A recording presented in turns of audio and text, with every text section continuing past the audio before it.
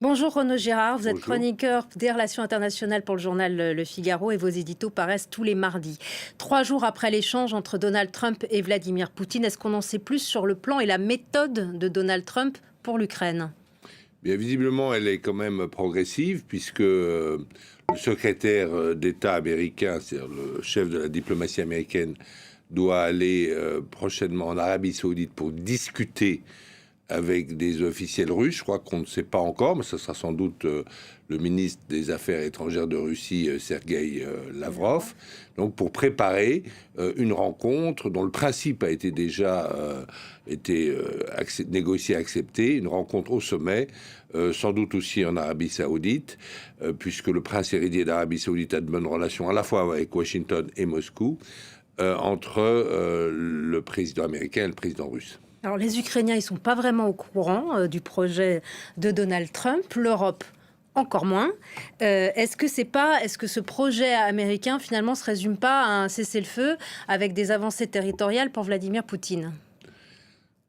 Ben alors c'est ce qu'a dit effectivement le secrétaire à la Défense lorsqu'il s'est rendu, c'était mercredi je crois, à l'OTAN, le secrétaire à la Défense américaine. Il a dit il faut être réaliste, l'armée ukrainienne n'a pas les moyens de reconquérir les territoires conquis. Alors il voulait parler de l'annexion de la Crimée en 2014 et puis le Donbass qui, via les séparatistes russes, a été d'une certaine manière conquis, et puis ensuite évidemment les conquêtes après l'agression russe militaire à grande échelle du 24 février 2022. Alors c'est ce qu'a dit le Pete Hegseth. voilà. Il a dit aussi qu'il fallait que les Européens se prennent en main parce que l'Amérique allait davantage se concentrer sur l'Indo-Pacifique et que donc la zone atlantique, c'était pour les Européens. Donc ça pose quelques points d'interrogation sur l'OTAN, parce que l'OTAN, ça veut dire l'organisation du traité de l'Atlantique Nord. Voilà, bon. Mais ce sont les impératifs stratégiques des États-Unis. Alors, les Européens, forcément, seront concernés à un moment ou à un autre. Est-ce qu'ils vont pas devoir réagir? Donald Trump les marginise, il tient des propos quand même humiliants, ils auront leur mot à dire, fin de citation. Voilà. Ils font des ingérences en soutenant l'AfD, qui est le parti de l'extrême droite allemande. Est-ce que les Européens vont pas devoir nécessairement réagir? Alors, il y a des gens qui ont réagi dans l'histoire récente, contemporaine, à l'arrogance américaine. Il y a le général de Gaulle, et il a remis très bien les Américains à leur place, notamment dans son discours de Phnom Penh sur la guerre américaine au Vietnam. Et d'ailleurs, les Américains ont respecté ça, puisque le premier président que Nixon, une fois élu, a été rencontré, c'est le général de Gaulle. Donc, les Américains comprennent qu'on leur tienne tête. Qui avait quitté le commandement intégré de l'OTAN. Qui avait commandé le commandement intégré de l'OTAN, parce qu'il ne voulait pas, à raison d'ailleurs, que des soldats français soient commandés par des généraux américains. Voilà. C'était tout à fait légitime. Et c'est la France qui dirige sa propre armée, quoi. Et puis... il y a aussi un homme qui a dit des choses qu'aucun Européen n'a suivies, c'est le président Emmanuel Macron, qui a appelé depuis longtemps à une autonomie stratégique.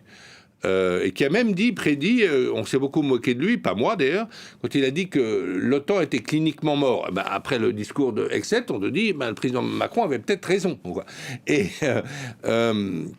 Et donc, de dire, prenons-nous en charge. Et là, nos partenaires européens, on se souvient de la première ministre du Danemark, qui a dit à un conseiller de Macron, qui me l'a répété, qu'elle se sentait, c'était en 2021, beaucoup plus proche, 100 fois plus proche, avait-elle dit, de Washington que de Paris. Après, elle est venue geindre auprès de Macron lorsque Donald Trump a exprimé ses vues sur le Groenland.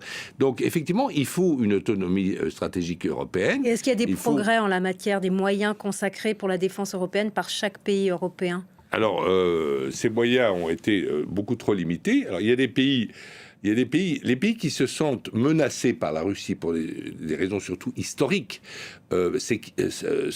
s'équipent davantage. Par exemple, la Pologne ou la Finlande ou les Pologne, Pays-Baltes. elle achète des armes américaines. Alors oui, alors tous ces pays, effectivement, se mettent dans les mains, se sont mis dans les mains des Américains. Le seul pays qui n'était pas totalement dans les mains des Américains, c'est la France, qui a sa propre force de frappe indépendante, le seul pays européen à avoir sa propre force de frappe nucléaire indépendante, et qui garde, la France, une industrie militaire autonome, si vous voulez. Et les Européens n'ont pas écouté les avertissements de la France, qu'ils eussent été donnés par De Gaulle ou plus récemment par Macron. Et aujourd'hui, ils sont bien forcés de considérer que la France avait peut-être raison. Et c'est pour ça d'ailleurs que peut-être vont-ils venir à l'invitation du président de la République lundi à Paris pour se concerter sur quoi faire. Mais c'est pas nouveau, si vous voulez. Les Américains ont toujours poursuivi une politique de leurs intérêts. Mais comme ça se fait d'ailleurs dans toutes les relations internationales, vous savez, comme disait De Gaulle, les pays n'ont pas d'amis, ils ont des intérêts qu'ils défendent. Évidemment, aujourd'hui, les intérêts américains ont été exprimés sans hypocrisie. Moi, je pense que d'ailleurs, Obama et Blinken et Biden pensaient un peu la même chose, c'est-à-dire la priorité, c'est l'Indo-Pacifique. Et finalement, cette histoire de guerre civile entre cousins ukrainiens et russes, ça nous intéresse moins, nous, les Américains, disent-ils, que le grand jeu stratégique où on voit deux choses, à mon avis, dans la tête de Donald Trump. La première, c'est qu'il espère éloigner la Russie de la Chine, c'est-à-dire faire une sorte de renversement d'alliance, parce qu'il se dit la Chine, plus les immenses ressources de la Russie, c'est un trop gros morceau contre moi, et donc il aimerait bien faire un retournement d'alliance. Et puis une autre proposition qui a été faite là, tout récemment, justement juste après Munich, par Donald Trump, c'est-à-dire une négociation à trois, où les Européens évidemment ne sont pas du tout invités. C'est les trois grandes puissances nucléaires, c'est-à-dire l'Amérique, la Russie, et la Chine, qui a beaucoup monté en puissance récemment, qui n'a pas gardé simplement une force de dissuasion comme la France, mais qui est montée vraiment en puissance et qui compte continuer à produire des ogives nucléaires, eh bien, il a proposé, Trump, une réduction de moitié de tous les arsenaux nucléaire. Donc on voit que effectivement la grande négociation mondiale passe par-dessus la tête des Européens, et bien il faut que aujourd'hui les Européens effectivement se concertent et fassent la politique de leurs intérêts, qui passe évidemment par une industrie militaire européenne et pas par l'achat de matériel américain. Parce que finalement, après la guerre d'Ukraine, les Européens ont eu la double peine. C'est quoi la double peine ? Premièrement, pour suivre les Américains qui ont demandé de faire ce geste, ils ont arrêté d'acheter du gaz russe, ce qui a complètement flingué leur industrie, parce que le prix de l'énergie a été multiplié par 3. Voilà, donc les Européens n'étaient plus compétitifs. Après, ils ont dit, ils se sont précipités, notamment l'Allemagne avec 100 milliards d'euros d'investissement spécial, pour acheter du matériel américain. Donc c'est la double peine qui a beaucoup profité aux États-Unis, puisque les Européens ont acheté du gaz de schiste américain, qui était considéré comme totalement interdit par les écologistes, mais là les écologistes ont fermé les yeux et donc on achète du gaz de schiste américain. Et bien maintenant il faut réfléchir et faire effectivement la politique de nos propres intérêts. Le pays qui a le plus fait la politique de ses propres intérêts, c'est la France. Malheureusement, effectivement, elle est moins respectée. Elle ne peut pas vraiment avoir aujourd'hui un rôle de leader, le président Macron, parce que, à cause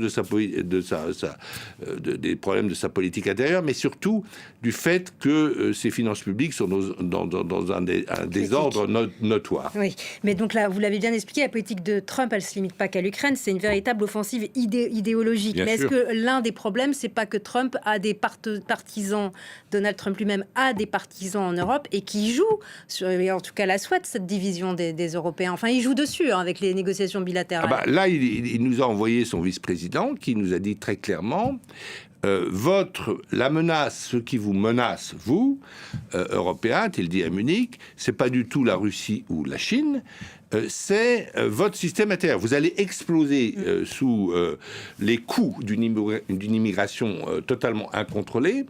Alors, il était servi par les fêtes parce que le matin même, il y avait eu un attentat terrible commis par un migrant clandestin, un Afghan qui avait foncé dans une foule à Munich. Et donc, il avait d'ailleurs présenté ses condoléances au peuple allemand, etc. Vous avez une immigration incontrôlée, vous, les gouvernements, parce qu'il a critiqué les gouvernements, vous n'avez à jamais demandé l'accord de vos populations, de vos électorats, pour faire une politique migratoire aussi laxiste. Et la deuxième chose, vous n'osez pas, vous, les Européens, vous confronter à la diversité des opinions. Et dès que quelqu'un s'éloigne du mainstream, a-t-il critiqué, vous l'empêchez de parler. Alors, il a donné des exemples. Par exemple, l'exemple, c'est effectivement ce candidat nationaliste roumain, Roumanie, oui. assez proche idéologiquement des Russes, qui gagne le premier tour des élections en Roumanie, des élections présidentielles au suffrage universel, et l'élection est annulée par des juges de la Cour suprême roumaine. Et là, il a dit, le vice-président, bon, si sous prétexte d'ingérence russe, mais enfin, bon, sur TikTok, voilà, mais il y a aussi beaucoup d'influence américaine. Mais on en n'a pas les Roumanie. mêmes règles sur la liberté d'expression et le free speech. La liberté d'expression aux États-Unis, elle est absolue. Totale. Parce qu'il y a eu même un amendement de la Constitution américaine pour vraiment remettre les choses au carré et de dire, attention, la liberté d'expression, on ne la touche pas. Alors, sauf évidemment, on n'a pas le droit aux États-Unis d'inciter au meurtre ou d'inciter à... Mais sinon, on peut absolument tout dire. Aujourd'hui, ce qu'il a critiqué en fait, le vice-président américain, c'est que l'Europe était dominée par le politiquement correct. Mais est-ce que la montée des nationalismes risque pas non plus de provoquer la dislocation de l'Union européenne au plus grand profit de la Russie? Alors, là, effectivement, aujourd'hui, c'est un beau jour pour la Russie, puisqu'effectivement, l'alliance transatlantique est en train de faiblir, et l'Amérique donnait plus de la moitié de l'aide à l'Ukraine, et une aide militaire la plus sérieuse, en fait. Alors, comment sauront réagir les Européens ? Alors, si l'idée d'une armée européenne est fantasque, parce que qui sera le commandement de cette armée européenne, mais en revanche, vous avez les pays qui ont peur. Il y a une manœuvre de l'OTAN qui doit se faire là, très prochainement, mais cette manœuvre me semble ridicule parce que elle prend des Portugais, des Grecs, des Turcs, deux peuples qui n'ont absolument pas peur des Russes, si vous voulez, alors qu'une manœuvre est pilotée par les Anglais, hein, normalement. Mais une manœuvre une grande manœuvre aux frontières qui impliquerait, alors, toujours pilotée par les Anglais, qui ont toujours été, toute leur histoire, très anti-russes, avec les pays qui se sentent menacés historiquement ou géographiquement, c'est-à-dire la Finlande, les pays baltes, la Pologne. Là, ça serait le début, si vous voulez, et cette armée européenne ne peut se constituer que pratiquement, si vous voulez. Il faut d'abord des avancées pratiques. Elle ne sera bien sûr pas décidée par une conférence. C'est juste impossible. Merci beaucoup, Renaud Girard, pour votre décryptage. Merci d'être venu sur France 24.